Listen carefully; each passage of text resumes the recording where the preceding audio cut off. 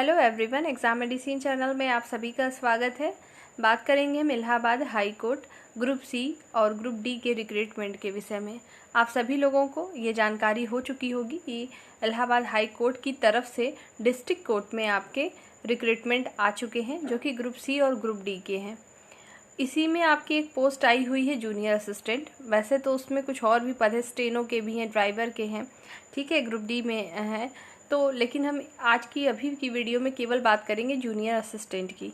आप सभी लोगों को कुछ डाउट है इसके एग्ज़ाम को लेकर, सिलेबस को लेकर और आपके टाइपिंग टेस्ट को लेकर, और सबसे ज़्यादा थोड़ा सा दिक्कत आ रही है सिलेबस में इंग्लिश को लेकर, इंग्लिश सब्जेक्ट को लेकर। तो इसी सब पर बात करेंगे और आपको एक जानकारी ही मिलेगी। अगर आप इस एग्ज़ाम को देना चाहते हैं तो आपके लिए यूज़फुल होगी ये वीडियो। यदि आप इसमें कोई इंटरेस्ट नहीं रखते, आपको कोई इसको फॉर्म नहीं फिल करना, तो ये आपके मतलब का नहीं है। आइए जानते हैं और जानकारी लेते हैं कि आखिर क्या चीज़ें हैं, प्रीवियस ईयर की कट ऑफ क्या थी। उससे ज़्यादा ज़रूरी ये भी बनता है कि अभी आपको क्या करना है और आपको इस बार कट ऑफ क्लियर करने के लिए कितने नंबर की ज़रूरत होगी। समीक्षाधिकारी, सहायक समीक्षाधिकारी की सभी अभ्यर्थी जो है तैयारी में हैं और वो इंतज़ार कर रहे हैं। तो मेरे ख्याल से उनको इस फॉर्म को भी फिल करना चाहिए, क्योंकि जो उसका सिलेबस है कुछ हद तक आपको उसमें काम आएगा आरओ और एआरओ की परीक्षा में। और जिस तरीके से सीक्वेंस बन चुका है नोटिफिकेशन का, तो आपको देखने को मिलेंगे दिसंबर तक या उसके बाद भी मिल सकता है। लेकिन पढ़ाई जारी रखें, इसके एग्ज़ाम आपके जल्द ही हो जाएंगे। 24 अक्टूबर लास्ट डेट है, अभी फॉर्म शुरू नहीं हुआ है, 4 से शुरू होगा, 4 अक्टूबर से, और 24 लास्ट डेट होगी। तो मान के चलिएगा नवंबर लास्ट या दिसंबर में एग्ज़ाम कंडक्ट होने की पूरी पॉसिबिलिटी रहेगी। क्योंकि यहाँ पर आप सबको पता है कि हाई कोर्ट चाहे डिस्ट्रिक्ट कोर्ट के फॉर्म आते हैं या इलाहाबाद हाई कोर्ट के खुद का आता है, वहाँ पर जो है प्रोसेस बहुत ही स्पीड में होते हैं। तो आइए पहले बात कर लेते हैं आपके सिलेबस की। जूनियर असिस्टेंट में जो आपका सिलेबस है, प्रीवियस ईयर तक सिलेबस अभी तक क्या रहा है, 4 पार्ट में डिवाइड था सिलेबस आपका। ऑफलाइन मोड में एग्ज़ाम होता था, तो इस बार भी होगा। सिलेबस भी आपका लगभग वही सिमिलर रहने वाला है। क्या क्या आती है तो देखेंगे। हिंदी 25 क्वेश्चन आता है, इंग्लिश 25 क्वेश्चन आएंगे, मैथ आपके 25 आएंगे, और जो आपकी हिंदी हो गई, इंग्लिश, मैथ, और आपका जीके जीएस वाला जो पोर्शन है वो भी आपके जो है 25 नंबर के आते हैं, ठीक है। तो आपका जीके जीएस हो जाएगा, इसमें मैथ हो जाएगी, हिंदी हो जाएगा आपका, और ये इंग्लिश 25-25 के सभी प्रश्न होते हैं, यानी 100 नंबर का कुल पेपर होता है, 100 प्रश्न होते हैं, ठीक है। ये आपका जो है सिलेबस है। इसमें आपको, मुझे पता है, हिंदी में कोई दिक्कत ना होगी, जीके जीएस में भी नहीं होगी, क्योंकि ये मटेरियल आपको ईजिली मिल जाते हैं और आप इसको अच्छे से तैयार कर सकते हैं। तो समझने वाली बात इसमें यह है कि हिंदी और जीके जीएस तो सभी कैंडिडेट करेंगे, लगभग सिमिलर करेंगे, क्वेश्चन अटैम्प्ट करेंगे।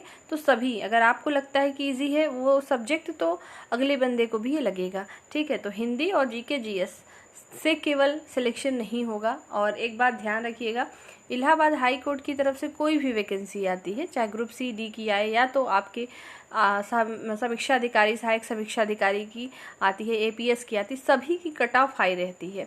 कई कारण है। पहला तो निगेटिव मार्किंग का ना होना, माइनस मार्किंग नहीं होती है, इस वजह से जो है कट ऑफ हाई जाते हैं। क्योंकि इस पर किसी को डर नहीं होता कि मेरे नंबर कटेंगे। अगर 100 प्रश्न हैं, आपको नहीं भी आते हैं, तो भी आप 100 में 100 अटेम्प्ट करते हैं। तो जो थोड़ा ठीक ठाक कैंडिडेट है, यानी उनकी तैयारी बढ़िया है, तो गेसिंग भी उनके सही होते हैं, तो कट ऑफ ज़्यादा जाती है। और कट ऑफ सीट के अकॉर्डिंग जाती है। अगर इसमें बात करें तो 932 पोस्ट हैं तो टोटल जूनियर असिस्टेंट में। जिन अभ्यर्थियों को टाइपिंग आती है उनके लिए बेहतर मौका है, और मौका तो तब अच्छा है जब आप रिटन क्वालिफाई कर पाएँ। और इसकी रिटन में बता दूं कि जैसे 100 नंबर का रिटन एग्ज़ाम है, तो नेक्स्ट पार्ट में आपका जो है टाइपिंग होता है। क्योंकि ये ऑफलाइन पेपर होता है, इसलिए पहले आपके रिटन एग्ज़ाम होंगे, रिजल्ट आएगा, आप लोग के रोल नंबर डायरेक्ट निकाले जाते हैं, उसमें कोई मार्क्स नहीं दिए जाते। जो क्वालिफाई होंगे रोल नंबर आ जाएगा आपका। अगर आप क्वालिफाई हैं, फिर आपकी टाइपिंग टेस्ट होते हैं। टाइपिंग टेस्ट आपका 50 नंबर का होता है, 25 नंबर की हिंदी होती है और 25 नंबर की इंग्लिश टाइपिंग होती है। कम से कम 10 नंबर लाना अनिवार्य होता है, लेकिन 10 नंबर लाने से कोई पास नहीं होता, वो फेल ही हो जाता है। इससे अच्छा तो आप फेल ही हो जाओ अगर 10 नंबर लाना है तो। क्योंकि कट ऑफ ज़्यादा है। आइए समझ लीजिए कट ऑफ का क्या रहता है क्राइटेरिया। तो अगर हम रिटेन एग्ज़ाम की बात करें, रिटेन 100 नंबर का होता है। इसमें अगर मैं जनरल कैंडिडेट को लेके चल रही हूँ, अगर जनरल हैं आप तो समझ लीजिएगा, अगर ओबीसी हैं तो मात्र 1 नंबर आप कम कर लीजिएगा, इसमें बहुत अंतर नहीं आता है। और जो गर्ल्स होंगी फीमेल कैंडिडेट अपनी अपनी कैटेगरी में जितना आपको कट ऑफ मैं बता रही हूँ उससे समझ लीजिए कि ओबीसी की कट ऑफ जो है जनरल की फीमेल कैंडिडेट से ज़्यादा गई थी। 121 पे सिलेक्शन हुआ था जनरल कैंडिडेट गर्ल्स का, जबकि वहीं पे ओबीसी की जो है 125 कट ऑफ चली गई थी। ठीक है, तो ये थोड़ा ऊपर नीचे 1-2 नंबर होता है, लेकिन समझेंगे तो कुल मिला के लगभग 127 के लगभग था। 127 नहीं था, 126 दशमलव कुछ थे आपके पॉइंट में, तो इसीलिए इसको पूरा बताया जा रहा है आपको 127 नंबर। ठीक है, जनरल की कट ऑफ थी। तो जनरल कट ऑफ सोचिए कि जब 127 थी तो क्या इस बार भी इससे ज़्यादा जा सकती है कि इससे कम, ये तो आपके एग्ज़ाम के नेचर पे डिपेंड करेगा कि आपका एग्ज़ाम का पेपर कैसा आया हुआ है। दूसरी बात यह है कि इससे कम तो आप मत ही सोच के तैयारी करिएगा। ये मान के चलिए अगर 127 थी तो घटेगी तो 1 नंबर, अब बढ़ेगी भी तो 1-2 नंबर, तो 130 को टारगेट करेंगे सभी लोग। अगर आप 130 को टारगेट करके चलेंगे तो ही फाइनल सिलेक्शन होगा। अगर ओबीसी के हैं तो आप 1-2 नंबर कम करेंगे, फीमेल हैं तो उसी तरह से मानिएगा, बहुत कम यहाँ पे नहीं होता है नंबर। ठीक है, और बात करते हैं अब कि इस बार आपका क्या होना चाहिए। तो आप अपनी तरफ से कोशिश करिए 130 लाने का। ऐसा क्यों? टोटल किसमें से? 150 नंबर में से। 150 कैसे हुआ? 150 100 नंबर की रिटेन एग्ज़ाम और 50 नंबर का आपका टाइपिंग टेस्ट।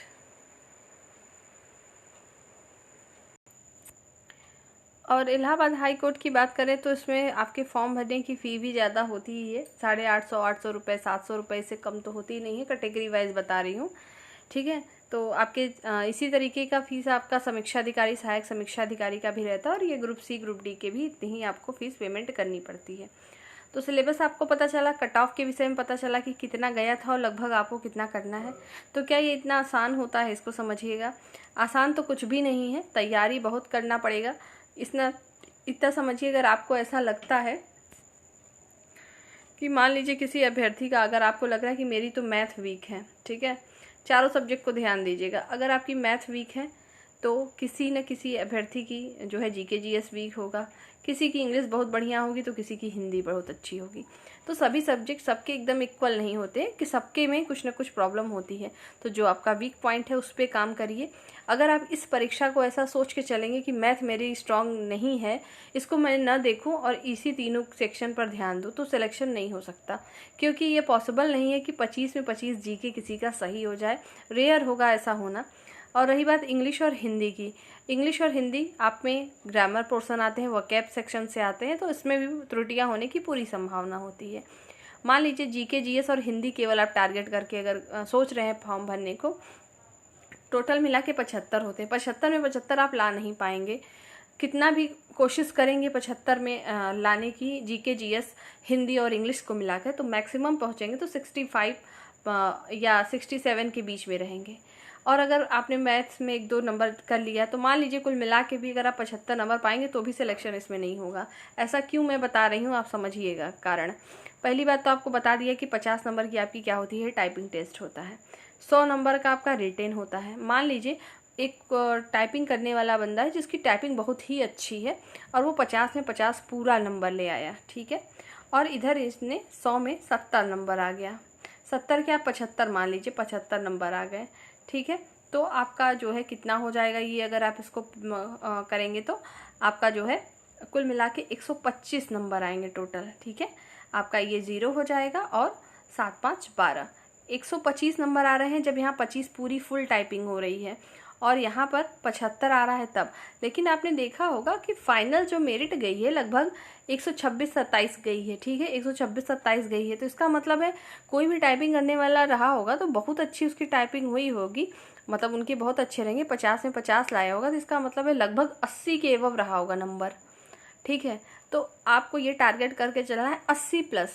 मुझे जहाँ तक लगता है अभी का ये, आप इसको खुद भी समझ सकते हैं, ये कोई नई बात तो नहीं बताई जा रही है, आप खुद ही सोचिए। अगर 127 कट ऑफ गई है, ठीक है, 127 मान लिया, इसको हमने 130 कर दिया, 130 कट ऑफ है, तो आपका 30 इधर से हो गया और प्लस 20 इधर से हो गया, तो इधर कितना बचा है आपका 80 बचता है, मतलब 80 रिटन एग्ज़ाम का हो गया ये, और प्लस इन दोनों को मिला देंगे तो 50 नंबर की टाइपिंग, मतलब फुल मार्क्स लाने पर जाके 127 हो रहा है।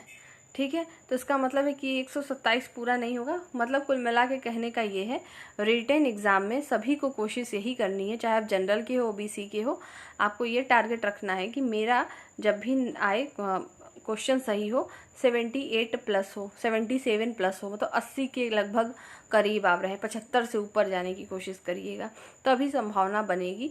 क्योंकि आप जैसे टाइपिंग करते हैं, टाइपिंग में भी चूंकि निगेटिव मार्किंग होती है, 10 गलती करेंगे तो 0.1 मार्क्स कटते हैं। ये क्राइटेरिया होता है हिंदी में आपका 10 गलती पे 0.1 नंबर कट जाते हैं। और इसी तरीके से आपके जो है सॉरी, एक गलती अगर आप करते हैं, एक मिस्टेक पे आपका 0.1 होता है, यानी 10 गलती पूरी कर देंगे तो 1 नंबर कट जाएगा, किसमें, हिंदी टाइपिंग में। लेकिन इंग्लिश टाइपिंग में आपका और कम ही होता है, 0.8 कुछ समथिंग है। ठीक है, वहाँ पे आपको नोटिफिकेशन में सब कुछ लिखा हुआ मिलेगा। ठीक है, तो इतना मान लीजिए उसमें भी नेगेटिव मार्किंग होती है, तो उसमें भी चांसेस होते हैं कि आपके नंबर कट सकते हैं। तो इसलिए रिटन एग्जाम पे सबसे ज़्यादा फोकस करने की अभी ज़रूरत है। और रही बात टाइपिंग की, तो टाइपिंग को भी साथ साथ वेटेज अपना देते चलिए, क्योंकि इसमें भी आपका बहुत समय नहीं लगता है। जैसे ही रिटन एग्जाम कंडक्ट होंगे, रिजल्ट आ जाएंगे आपके 1 महीने के अंदर, और जो है आपकी टाइपिंग टेस्ट हो जाएंगे। और इस बात का ध्यान रखिएगा कि जैसे आप और एग्ज़ाम आप देते हैं, इंतज़ार करना पड़ता है कि 1 साल 2 साल के बाद सब कुछ हो रहा है, पर यहाँ पर ऐसा कुछ नहीं है। तो दोनों चीज़ को हमें ध्यान रखना है। अब बात करते हैं आपके टाइपिंग की। टाइपिंग में आपको क्या होता है, इसमें हिंदी और इंग्लिश दोनों पे टाइपिंग मस्ट है। इसमें अथवा का मतलब ये नहीं है, आपको ऑप्शन नहीं दिया जाता कि और का ऑप्शन नहीं है कि आप हिंदी ही करिए या इंग्लिश, दोनों करेंगे आप। स्पीड समझिएगा, इंग्लिश में 30 वर्ड पर मिनट की स्पीड मांगता है, हिंदी में 25 वर्ड पर मिनट। यहाँ 25 मांगा है तो आप 35 पे प्रैक्टिस करिए कि लगभग एग्जामिनेशन हॉल में जाने से पहले 35 वर्ड पर मिनट की स्पीड हो हिंदी में। और इंग्लिश की यही बात करूँ तो लगभग 40 तक करने की कोशिश करिए, तब जाके आप पूरे मैटर को सही टाइम पे जो है पूरा कर पाएंगे। टाइपिंग 10-10 मिनट की होती है, 10 मिनट हिंदी, 10 मिनट आपको इंग्लिश के लिए दिया जाता है। ऑन स्क्रीन होता है आपका, सब कुछ दिखाई देगा मैटर, आपको देख के सॉल्व करना होता है, यानी टाइप करना होता है। पैसेज बहुत ज़्यादा टफ नहीं होते हैं, और बस इसमें यह है कि आपको जो है बैक स्पेस यूज़ कर सकते हैं और उसमें कोई दिक्कत नहीं होती है। लेकिन मेन इसकी दिक्कत है आपके रिटन एग्ज़ाम की। बाकी आपको टाइपिंग के लिए अगर आप अभी से भी शुरू करेंगे तो आराम से टाइपिंग सीख पाएंगे। दूसरी बात है, हिंदी में केवल मंगल फॉन्ट इन स्क्रिप्ट ही चलता है, कुर्ती देव यहाँ पे अलाउ नहीं होता। और इस बारे में मैंने पहले भी बताया है बहुत सारी वीडियो में, जब भी टाइपिंग टेस्ट की बात होती तो मैं हमेशा आपको बताई होंगी कि टाइपिंग मंगल फॉन्ट पे ही शुरू करिए, क्योंकि मंगल फॉन्ट की डिमांड हर जगह हो रही है। और अगर यूपीटीपीएससी अधीनस्थ सेवा चयन आयोग की बात करें, वहाँ पर जो जूनियर असिस्टेंट का एग्ज़ाम होता है, वहाँ पर हिंदी में ऑप्शन मिलता है कि कुर्ती देव में करना चाहते हैं या मंगल पे, पर यहाँ पर ऐसा कुछ नहीं है। मंगल फॉन्ट इन स्क्रिप्ट पे ही टाइपिंग यहाँ पर कंडक्ट होती है। तो ये चीज़ तो आपको समझ में आएगी कि हिंदी और इंग्लिश टाइपिंग भी मस्ट है, और इसका सिलेबस भी बता दिया क्या क्या चीज़ें कैसे करनी है। अब बात करते हैं, अगर सिलेबस की बात करूँ कि जैसे मैथ है या कोई भी सब्जेक्ट है, तो वो तो आपकी प्रैक्टिस पे डिपेंड करेगा। देखिए, मैथ का सिलेबस जो आता है बहुत ज़्यादा टफ नहीं होता। प्रॉब्लम ये होती है ना, टाइम टेकन होता है, उसको पढ़ने में समय लगता है, प्रैक्टिस ज़्यादा ज़रूरी है इसके लिए। इसमें एसएससी के जो कैंडिडेट होते हैं, जो पहले से ही जीके जीएस इंग्लिश और मैथ करते हैं, उनके लिए यहाँ प्लस पॉइंट हो जाता है। लेकिन उनकी भी हिंदी बहुत अच्छी नहीं होती, तो यहाँ आप हिंदी में फ़ायदा उठा लीजिए जो एसएससी का एग्ज़ाम नहीं देते, और मैथ में भी ध्यान दीजिए, हो जाएगा। अब हम पढ़े कहाँ से, सबसे बड़ी समस्या तो यही है, क्योंकि देखेंगे तो बहुत सारी चीज़ें हैं। लेकिन देखिए, अगर आप कोई बैच नहीं लेना चाहते, कुछ भी नहीं करना चाहते, तो यूट्यूब पे ही आपको हर एक चीज़ फ्री में भी अवेलेबल है। लेकिन आपको थोड़ा सा 1-2 दिन मेहनत करनी पड़ेगी। आप अपने अकॉर्डिंग, बहुत सारे अच्छे टीचर्स हैं जो आपको यूट्यूब पे पढ़ाते हैं, तो आप उनका वीडियो देखिए, सर्च करिए किससे आप ज़्यादा अच्छे से बेहतर से समझ पा रहे हैं। फिर उनका एक लिस्ट अपने कॉपी पे नोट करिए, फिर उनके लेक्चर्स को पूरा देख लीजिए। इसमें मैथ आपकी जो है अर्थमेटिक और एडवांस दोनों आते हैं। बहुत ज़्यादा लेवल, मैंने जैसा कि कहा पहले ही कि बहुत हाई नहीं होता, लेकिन प्रैक्टिस अच्छी है तो इजी है, प्रैक्टिस अच्छी नहीं है तो बहुत ही टफ है वो। ठीक है, ड्राइवर का पेपर ही बहुत टफ आया था पिछली बार, तो थोड़ा सा तो टफ तो होता ही है ना। ऐसे आके आंसर की बता देना तो वो अलग चीज़ हो जाती है कि पेपर हो जाए, मैं आपको कोई क्वेश्चन सॉल्व करा दूँ कि देखो इसका ये सही है वो सही है, अलग है। एग्जामिनेशन हॉल में बैठना, उसको प्रेशर को झेलना, वो अलग चीज़ हो जाता है। तो अभी से प्रैक्टिस करिए। जीके जीएस जितना ऑब्जेक्टिव क्वेश्चन आपके पास मिले मटेरियल, प्रैक्टिस करिए, वो बेहतर होगा। हिंदी आदित्य पब्लिकेशन सफिशिएंट है, हर एक टॉपिक से प्रश्न आते हैं, मतलब ग्रामर में सब कुछ आएगा, कुछ छूटेगा नहीं। 25 क्वेश्चन है, 25 टॉपिक से कुछ भी दे देंगे, ठीक है। इंग्लिश की बात कर लेती हूँ, क्योंकि ये सब मटेरियल्स आपको मिलता है इंग्लिश में, जैसे आप परेशान थे और पूछा भी है कुछ लोगों ने। तो देखिए इंग्लिश के लिए इम्पॉर्टेंट टॉपिक और बेस्ट बुक की बात करूँ तो देखिए आपके पास जो अपनी बुक होगी तो आपको कुछ परचेज़ करने की ज़रूरत नहीं है, सब कुछ वही है। आपको प्रीवियस ईयर का 1-2 बार जो 4 पेपर को एनालिसिस करिए, देखिए किस तरीके से एग्ज़ाम में प्रश्न आ रहे हैं, उसी पर ध्यान दीजिए। अगर 25 प्रश्न आ रहे हैं तो लगभग 10 प्रश्न आपके वोकैब सेक्शन से होते हैं, 15 बचते हैं आपके। तो आप ये मान लीजिए कि लगभग यहाँ से 10 वोकैब सेक्शन से, मतलब वोकैब से क्या क्या, idiom phrase, one words, substitution, antonyms, synonyms और आपके जो है स्पेलिंग एरर, ये सभी को मिला दिया जाए तो लगभग 10 क्वेश्चन बचेंगे। और पैराग्राफ जैसे आपको दिया जाता है पैसेज, उसमें उससे रिलेटेड 5 प्रश्न आएंगे, फिर एक और पैराग्राफ, मतलब 2 अगर पैराग्राफ आ गए तो सीधे 10 प्रश्न यहीं से हो जाएंगे। 10 और 10 20 बचा है आपका 5 प्रश्न। तो 5 प्रश्न आपके सेंटेंस अरेंजमेंट से आ जा सकता है, सेंटेंस करेक्शन से आ सकता है, तो उसके लिए भी आपको पूरा ग्रामर पढ़ना पड़ेगा। आपको नॉलेज होनी चाहिए, noun, pronoun, verb, adverb, conjunction, preposition क्या होते हैं, कहाँ पे क्या चीज़ें हैं, तो उसको समझना पड़ेगा। तो इसके लिए अभी आप क्या कर सकते हैं, आप टॉपिक वाइज, जैसा कि मैंने पहले ही बताया, यूट्यूब से आप चाहें तो फ्री में पढ़ लीजिए, टॉपिक वाइज अपना पढ़ते जाइए। जैसे आप नाउन पढ़ना है तो इम्पॉर्टेंट नाउन रूल्स के नाम से आप सर्च करो, आपको कुछ चीज़ें मिलेंगी, उसको पढ़िए। अगर आप बुक परचेज ही करना चाहते हैं तो नीतू मैम की जो पैरामाउंट की बुक है वो बेस्ट है, आप उसको चाहें तो ले लें। नहीं अगर लेना चाहते हैं, खुद से आपके पास कोई भी किताब हो तो पढ़िए। मुझे लगता है कि बुक सभी ठीक होते हैं, बस आप उसमें कंटेंट अच्छे से पढ़िए, रिवीजन करिए कई बार। और सबसे ज़रूरी है प्रीवियस ईयर प्रैक्टिस। एसएससी के एग्ज़ाम में जो भी क्वेश्चन आए हुए हैं, रिपीटेड हो, घटना चक्र आती है या अरिहंत की आती है, किरण पब्लिकेशन की आती है, कहीं से भी आपको मैटर मिल रहे हैं तो वहाँ से उसको सॉल्व करिए और वोकैब सेक्शन पर ध्यान दीजिए। यहाँ से तैयारी किए रहेंगे आप सभी लोग तो आरओ के एग्ज़ाम के लिए बहुत बेस्ट हो जाएगी आपकी तैयारी, ठीक है। और बाकी इंग्लिश के लिए जो आपकी टॉपिक होगी वोकैब सेक्शन की, मैं बीच बीच में देती रहूँगी जैसा समय मिलेगा, पर आप लोग अच्छे से अपनी तैयारी करिएगा। ये सारी चीज़ें मैंने केवल जूनियर असिस्टेंट के लिए बताई हैं, और इसमें जूनियर असिस्टेंट को लेकर अगर कोई डाउट हो तो आप पूछ सकते हैं। इसमें आयु सीमा भी ठीक ठाक है। ठीक ठाक का मतलब है कि इसमें भी आपको जो है 18 से 40 वर्ष मिलता है टाइम, तो बहुत ही है बाकी एग्ज़ाम की अपेक्षा। तो यही सारी चीज़ें हैं इसमें। और CCC अनिवार्य है इसमें, तो अब तो लगभग बहुत सारे कैंडिडेट हैं, मुझे लगता है जो तैयारी में होते हैं सबके पास CCC सर्टिफिकेट तो होता ही है। तो यही सारी चीज़ें थी कि आपको बतानी थी, और आप इसको देख लीजिए कि अगर आपको फॉर्म भरना है कि नहीं भरना, बाकी आपके ऊपर डिपेंड करता है। लेकिन मौका अच्छा है, लेकिन मेहनत भी बहुत अच्छा है ना।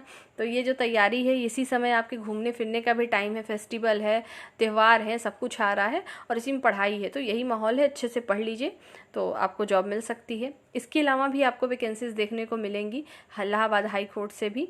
तो अच्छे से तैयारी करते रहिए, 3-4 महीने बढ़िया से पढ़िए, इधर बीच एग्ज़ाम भी आपके होंगे, और फिर आराम से न्यू ईयर में आपको जॉब भी मिल सकती है। तो सभी लोग अपने ध्यान रखें और पढ़ाई पर जो है फोकस करें। कोई क्वेरी हो आपकी इस वैकेंसी से रिलेटेड तो पूछ सकते हैं। नेक्स्ट वीडियो में जल्द फिर मिलेंगे। जय हिंद।